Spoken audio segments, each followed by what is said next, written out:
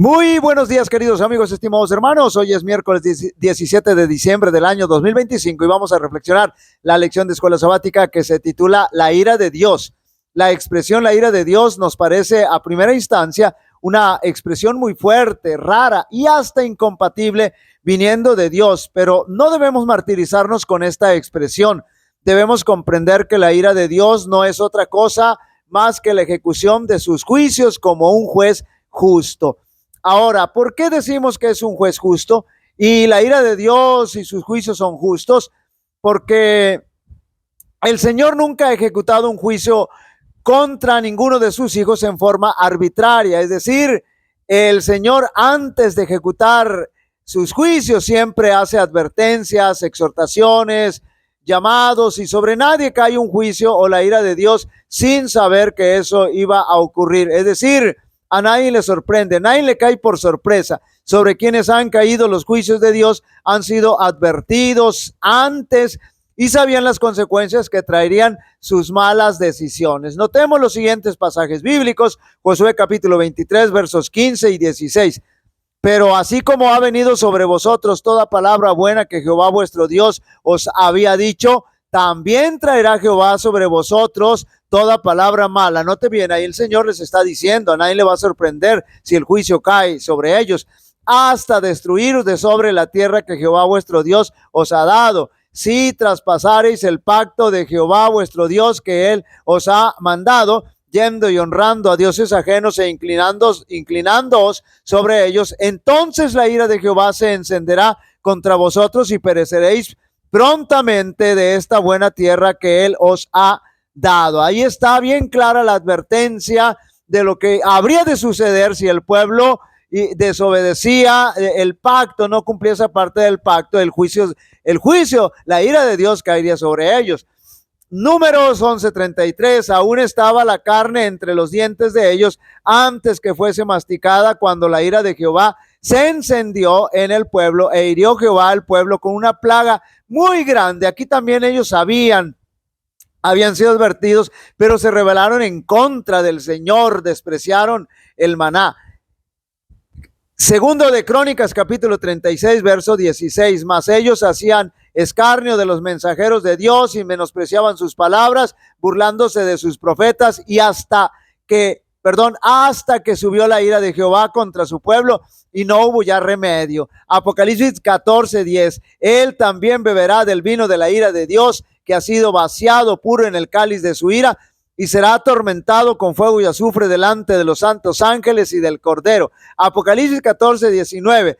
Y el ángel arrojó su hoz en la tierra y vendimió la viña de la tierra y echó las uvas del en el gran lagar de la ira de Dios. Y Apocalipsis 15:1, vi en el cielo otra señal grande y admirable, 7 ángeles que tenían los 7 plagas postreras, porque en ellas se consumaba la ira de Dios. Estas de Apocalipsis son finalmente escatológicas, que todavía no hay en cumplimiento, pero finalmente se van a cumplir.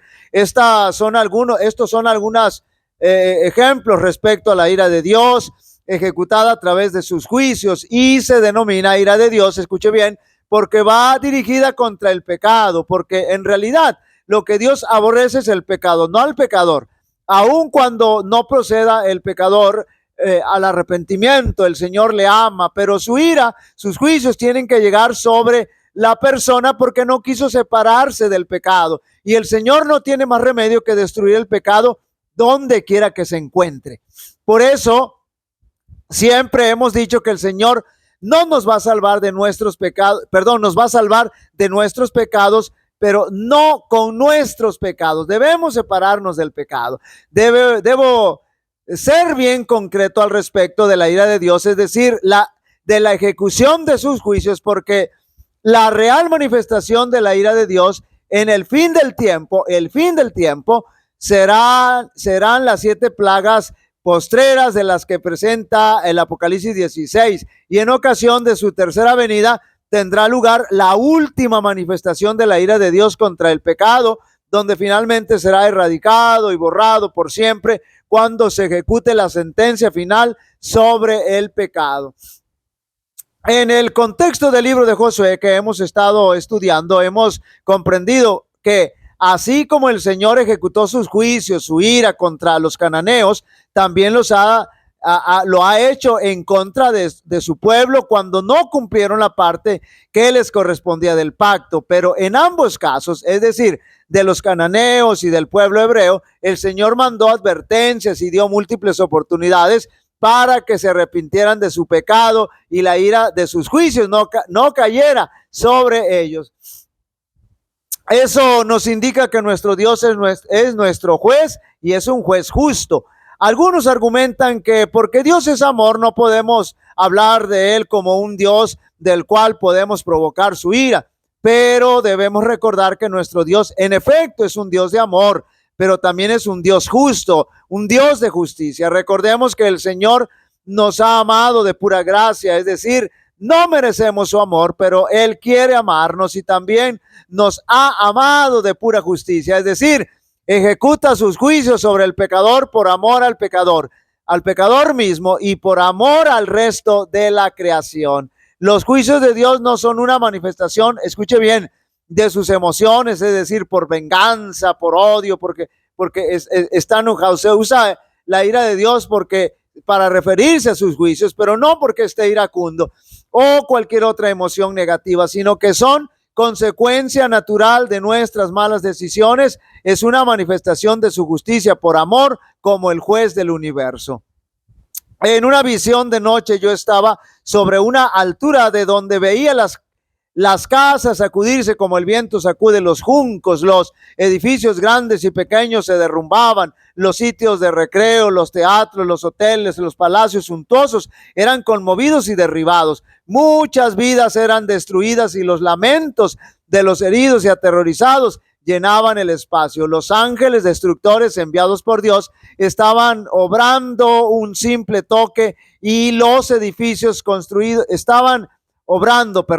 un simple toque y los edificios construidos tan sólidamente que los hombres tenían por resguardo de todo peligro quedaban reducidos a un montón de escombros. Ninguna seguridad había en parte alguna. No puedo describir las escenas terribles que se desarrollaron ante mi vista. Era como si la paciencia de Dios se hubiese agotado y hubiese llegado el día del juicio, y aquí me gusta la expresión la paciencia de Dios, es decir, todo tiene un límite, la gracia se termina, la puerta de la gracia se cierra. Entonces el ángel que estaba a mi lado me dijo que muy pocas personas se dan cuenta de la maldad que reina en el mundo hoy, especialmente en las ciudades grandes. Declaró que el Señor ha fijado un tiempo cuando su ira castigará a los transgresores por su persistente menoscabo de su ley. La soberanía de Dios, el carácter sagrado de su ley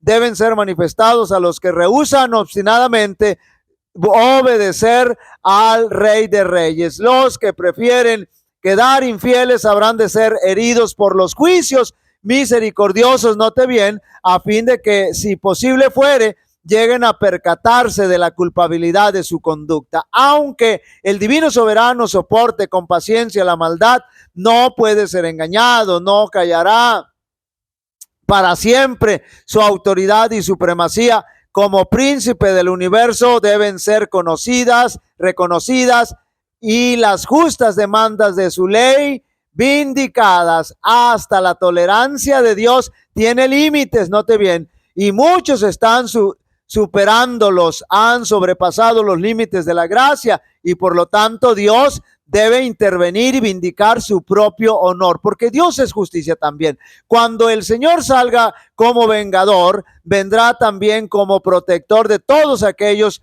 que hayan conservado la fe en su pureza y se hayan mantenido sin mancha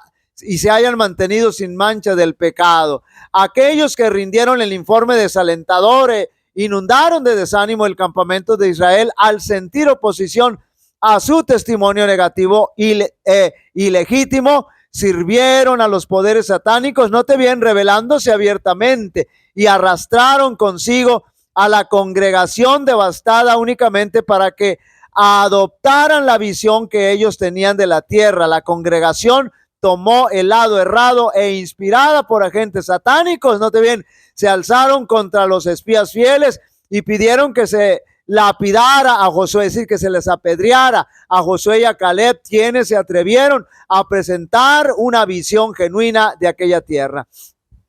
Sin embargo, siempre hay una defensa que se extiende en favor de quienes han sido testigos de la verdad. Note bien cómo el Señor los defendió.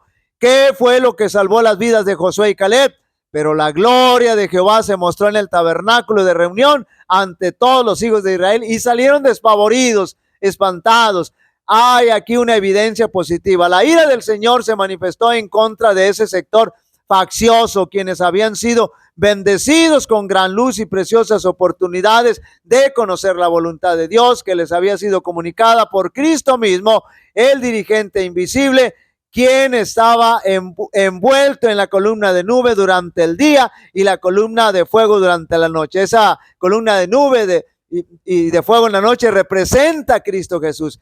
Queridos amigos y hermanos, la Escritura abunda en mensajes que nos previenen para no caer en la ira de Dios. Solo aquellos que han sido renuentes, desafiantes e indolentes consigo mismo habrán de ser blanco de los juicios de Dios, donde habrán de experimentar la ira de Dios, pero ninguno tiene la necesidad de pasar por esa terrible experiencia. Jehová te bendiga y te guarde. Jehová haga resplandecer su rostro sobre ti y tenga de ti misericordia. Jehová alce sobre ti su rostro y te dé paz. Y pondrán mi nombre sobre los israelitas y yo los bendeciré. Dios bendiga a cada uno de vosotros.